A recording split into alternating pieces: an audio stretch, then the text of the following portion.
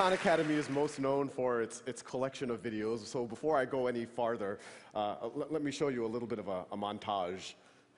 So the hypotenuse is now going to be 5. This animal's fossils are only found in this area of South America, a nice clean band here, and this part of Africa. We could integrate over the surface, and the notation usually is a capital sigma. National Assembly, they create the Committee of Public Safety, which sounds like a very nice committee. Notice, this is an aldehyde, and it's an alcohol. Start differentiating into effector and memory cells. A galaxy. Hey, there's another galaxy. Oh, look, there's another galaxy. And for dollars is their 30 million plus the $20 million from the American manufacturer. If this does not blow your mind, then you have no emotion.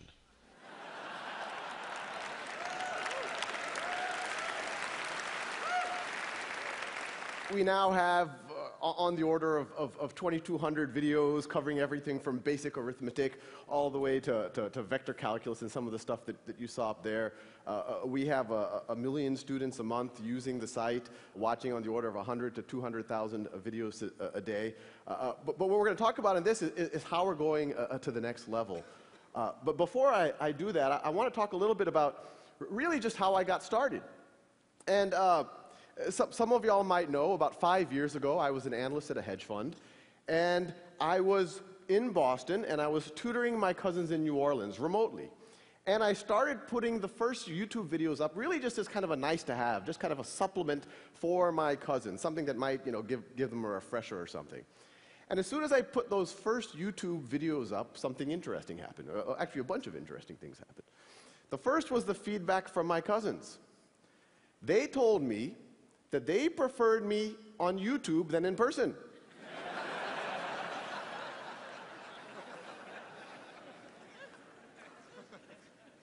And once you get over the backhanded nature of that, there was actually something very profound there. They were saying that they preferred the automated version of their cousin to their cousin. At first, it's very unintuitive, but when you actually think about it from their point of view, it makes a ton of sense. You have this situation where now they can pause and repeat their cousin. Now they can, without feeling like they're wasting my time. They could, if they have to review something that they should have learned a couple of weeks ago or maybe a couple of years ago, they don't have to be embarrassed and ask their cousin. They can just watch those videos. If they're bored, they can go ahead. They can watch it at their own time, at their own pace. And probably the least appreciated, aspect of this is the notion that the very first time that you're trying to get your brain around a new concept, the very last thing you need is another human being saying, "Do you understand this?" And that's what was happening with the interaction with my cousins before, and now they could just do it kind of in the intimacy of their own room. The other thing that happened is, I put them on YouTube just for the, I saw no reason to make it private, so I let other people watch it, and then people started stumbling on it, and I started getting some comments and some letters and all sorts of kind of feedback from random people around the world, and these are just a few. This is actually from one of the original calculus videos, and someone wrote just on YouTube, it was a YouTube comment, "First time I smiled doing a derivative." And let's pause here. This person did a derivative, and then they smiled. And then in response to that same comment, this is on the thread, you could go on YouTube and look at these comments, someone else wrote, "Same thing here. I actually got a natural high and a good mood for the entire day. Since I remember seeing all of this matrix text in class, and here I'm all like, I know Kung Fu." And we got a lot of feedback along those lines. It's clearly it was helping people. But then as the viewership kept growing and kept growing, I started getting letters from people, and it was starting to become clear that it was actually more than just a nice to have. This is just an excerpt from one of those letters. "My 12-year-old son has autism and has had a terrible time with math. We have tried everything, viewed everything, bought everything. We stumbled on your video on decimals, and it got through. Then we went on to the dreaded fractions. Again, he got it. We could not believe it. He is so excited." And so you can imagine, here I was, an analyst at a hedge fund. It was very strange for me to do something of social value. So,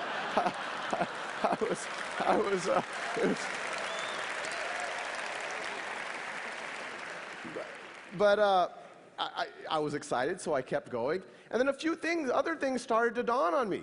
That not only would it help my cousins right now, or these people who were sending letters, but it could maybe, that this content will never go old, that it could help their kids or their grandkids. If Isaac Newton had done YouTube videos on calculus, I wouldn't have to. Assuming he was good. We don't know. The other thing that happened, and even at this point, I said, okay, maybe it's a good supplement, it's good for motivated students, it's good for maybe homeschoolers, but I didn't think it would be something that would somehow penetrate the classroom. But then I started getting letters from teachers. And the teachers would write saying, we've used your videos to flip the classroom. You've given the lectures. So now what we do, and this could actually happen in every classroom in America tomorrow, what I do is I assign the lectures for homework, and what used to be homework, I now have the students doing in the classroom. And I want to pause here for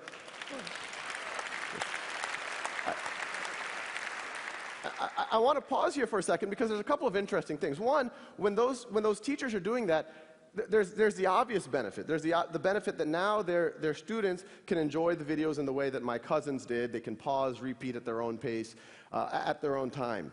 But the more interesting thing, and this is the unintuitive thing when you talk about technology in the classroom, by removing the one-size-fits-all lecture from the classroom and letting students have a self-paced lecture at home, and then when you go to the classroom, letting them do work, having the teacher walk around, having the peers actually be able to interact with each other, these teachers have used technology to humanize the classroom. They took a fundamentally dehumanizing experience, a bunch of 30 kids with their fingers on their lips, not allowed to interact with each other. A teacher, no matter how good, has to give this kind of one-size-fits-all lecture to 30 students, blank faces, slightly antagonistic, and now it's a human experience. Now they're actually interacting with each other. So once the Khan Academy kind of, I quit my job and we turned into a real organization, we're a not-for-profit, the question is, how do we take this to the next level? How do we take what those teachers were doing to their natural conclusion? And so what I'm showing over here, these are actual exercises that I started writing for my cousins. The ones I started were much more primitive. This is a kind of a more competent version of it. But the paradigm here is we'll generate as many questions as you need until you get that concept, until you get 10 in a row. And the Khan Academy videos are there. You get hints, the actual steps for that problem if you don't know how to do it. But the paradigm here, it seems like a very simple thing, 10 in a row, you move on.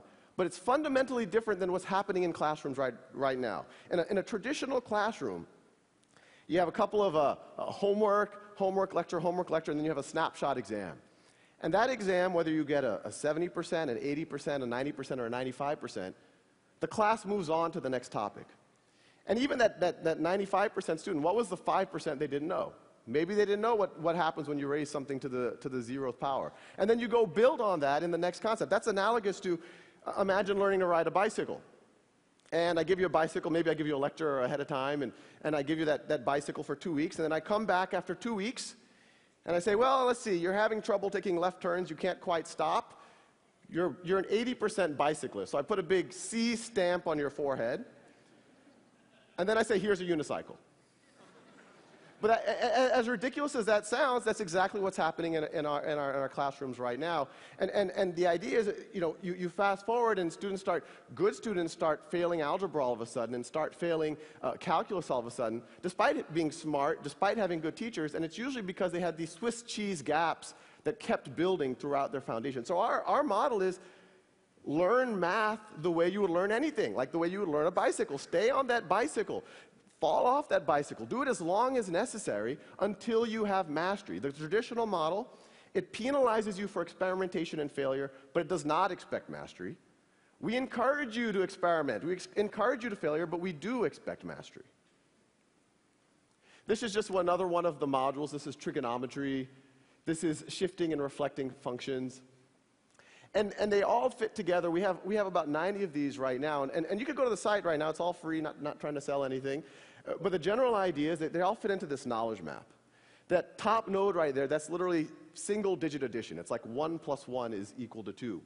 And the paradigm is, once you get 10 in a row on that, then it keeps forwarding you to more and more advanced modules.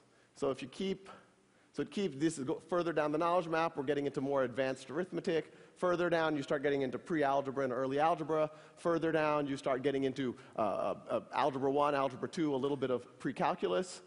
And the idea is from this, we can actually teach everything. Well, everything that can be taught in this type of a framework. So you can imagine, and this is what we are working on, is from this knowledge map, you have logic, you have computer programming, you have grammar, you have genetics, all based off of that core of, okay, if you know this and that, now you're ready for this next concept. Now, that can work well for an individual learner, and I encourage one for you to do it with your kids, but I also encourage everyone in the audience to do it yourself. It'll change what happens at the dinner table. But what we want to do is use the natural conclusion of the flipping of the classroom that those early teachers had emailed me about. And so what I'm showing you here, this is actually data from a pilot in the Los Altos School District, where they took 2 5th grade classes and 2 7th grade classes and completely gutted their old math curriculum. These kids aren't using textbooks, they're not getting one-size-fits-all lectures, they're doing Khan Academy, they're doing that software for roughly half of their math class. And I want to make it clear, we don't view this as the complete math education. What it does is, and this is what's happening in Los Altos, it frees up time. This is the blocking and tackling, making sure you know how to do a system of equations, and it frees up time for the simulations, for the games, for the mechanics, for the robot building, for the estimating how high that hill is based on its shadow. And so the paradigm is the teacher walks in every day, every kid works at their own pace, and a teacher this is actually a live dashboard from Los Altos School District, and they look at this dashboard. Every row is a student. Every column is one of those concepts. Green means the student's already proficient. Blue means that they're working on it, no need to worry. Red means they're stuck. And what the teacher does is literally just says, let me intervene on the red kids. Or even better, let me get one of the green kids who are already proficient in that concept to be the first line of attack and actually tutor their peer.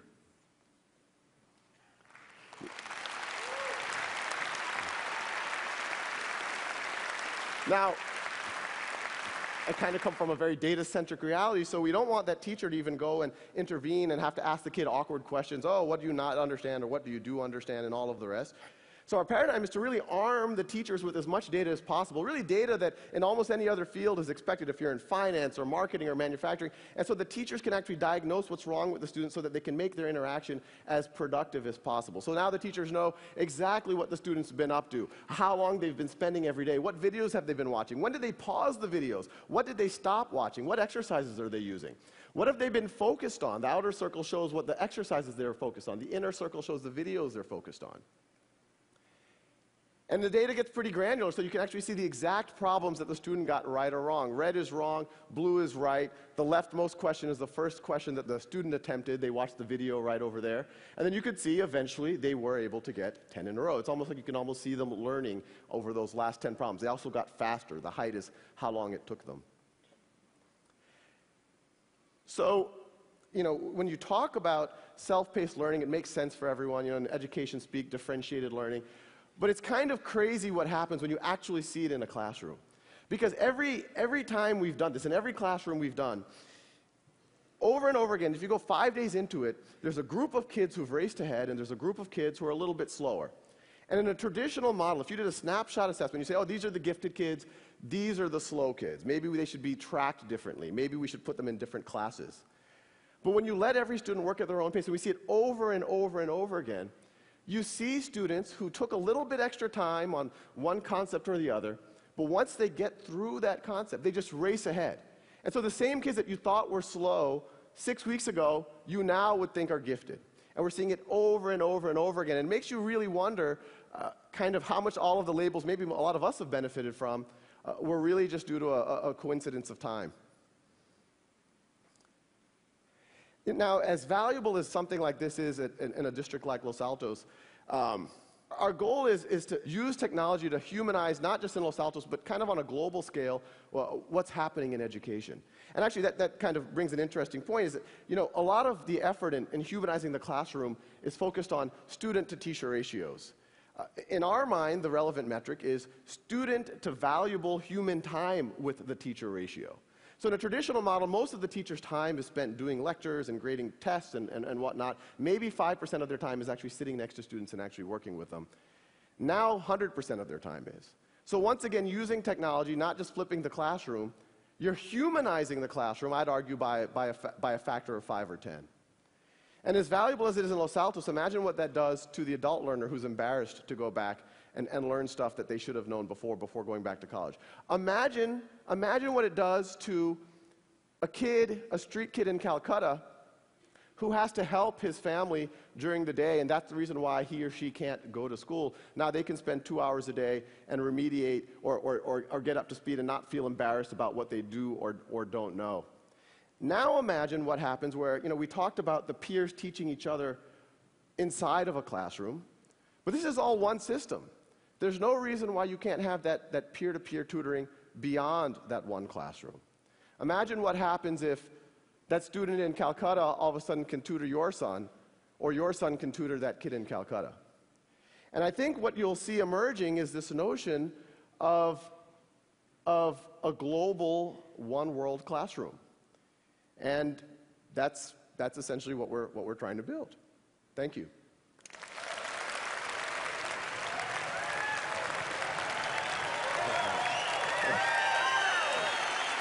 I'll ask you about 3 or 4 questions. So we have plenty of time. Okay.